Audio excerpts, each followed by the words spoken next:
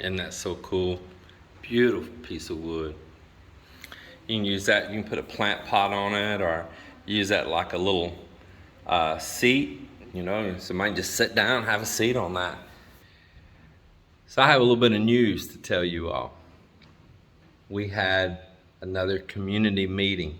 I told Melinda, I said, there's something that I'm going to ask of them when we get there that might be a little bit shocking to them. I told you all, I'm not really a big fan of HOAs. Sometimes it might be a necessary evil, but at the same time, we're a small community that is very manageable here, very manageable. And this subdivision's been around since 2005 without a HOA. I told Melinda what I was going to do, and I said, I just want her to be prepared for what was about to come out of my mouth when we got to the meeting. So when we got there, and our barangay captain, some Tagawoods, which is your barangay counselors, were there, and they're also over our Tanoids, which is like local police in our community, in our barangay, not the actual PNP.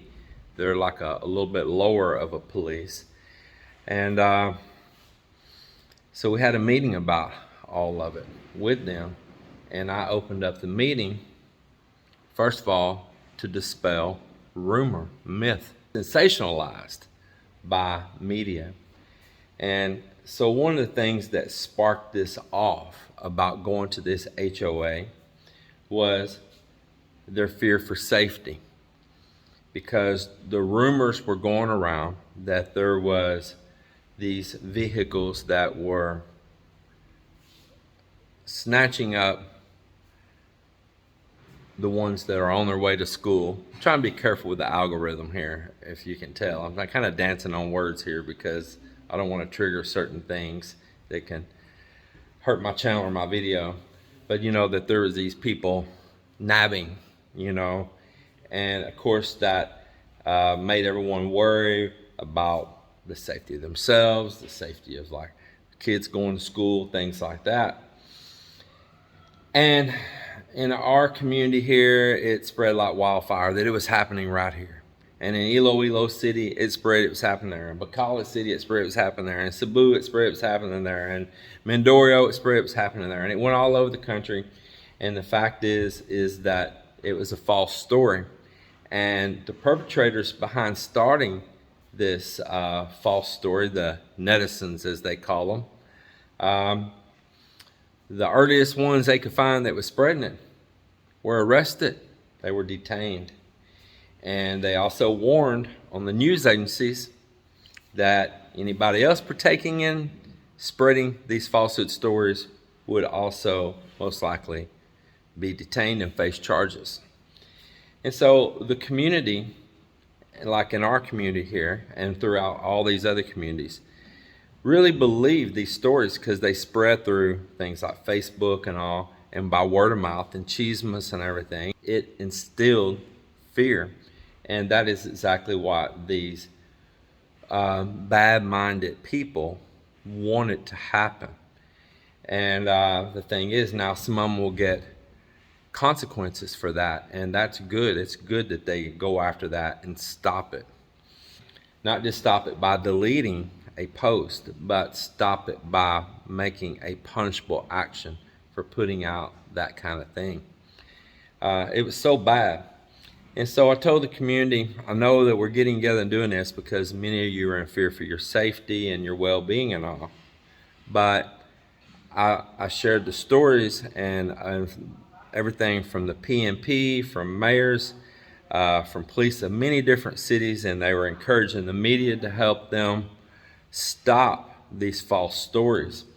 And you can go into the stories and read how that it was all false stories. And how the investigations went. And I said, whatever we do in our community, I want us to do it out of happiness and out of want to and out of the necessity in a positive way, not for us to do what we're doing out of fear. Because if we do it out of fear, they're still winning. They're dominating our lives. They're controlling our lives. They're making us give up our own rights and happiness by the fear they instilled. And this is happening a lot in the world right now. And I said, so I'm proposing that we do not do an HOA. And the second that I said that, I see many other heads nod yes. And I said that let's get together and have community meetings. Let's have cookouts together, like we brought food yesterday, potluck. Let's get together. Let's be neighbors. Let's enjoy each other and get to know each other. Let's communicate with each other. But let's don't bring in a bunch of rules and government agencies and a whole lot of headache. And I said the HOA is also going to cause problems, because with that, people feel the need to start tattletelling and complaining. And they were all smiling and laughing about that. I said, this one over here, she's complaining on him, he's complaining on her, they did this, they did that. And it starts, well, we'll make a rule for this, we'll make a rule for that. A rule, a rule, a rule, a rule, a rule, a rule. And then you're nothing but ruled. And I said, man, we're a small little community in here, man. We can manage it without opening up that Pandora's box. And they all really felt pleased with what I was saying. For the most part, I couldn't say that 100% every person agreed, but on the most part, everybody was agreeing. The barangay captain was agreeing, the Tagawats was agreeing, everyone was agreeing. And I said, but we can still address issues in our community here while we're meeting, and we can handle this on a personal level, that we can make our place better. We can volunteer amongst ourselves to do some improvements in our community, as I had already started myself here doing. And the dentist up front, he has been paying a local guy to go through and clear out brush and stuff. The jungle will grow back fast, and maintain some of that. And he's been paying that out of his pocket and all.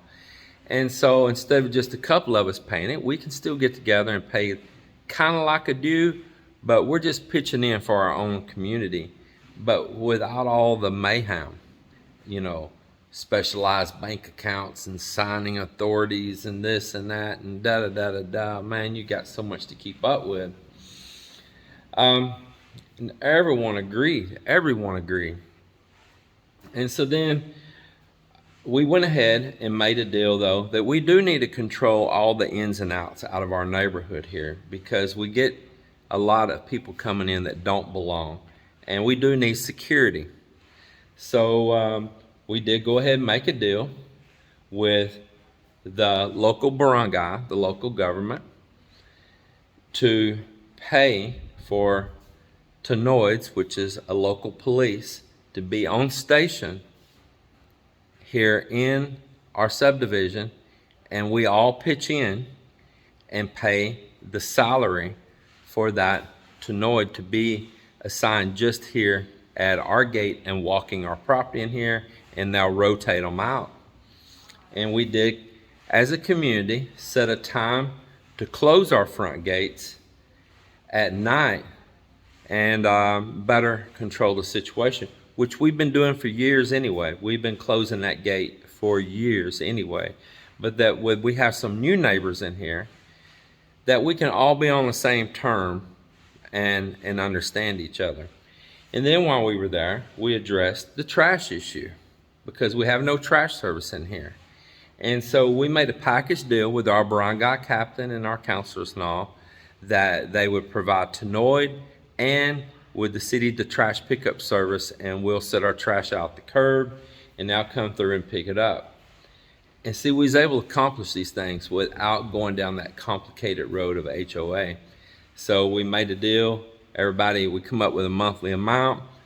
A lady volunteered here in the neighborhood that she'll collect that and she'll pass it to the barangay captain. She's a really nice lady. Got nothing but trust in her. We got good neighbors. We got good people in this neighborhood.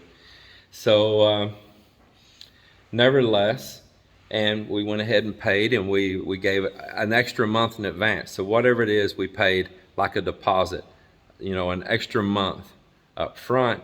And so now we've got not a security guard per se, like from a hired agency, but we have a local Tenoid that's assigned, and his salary being paid by us through our barangay and our barangay captain.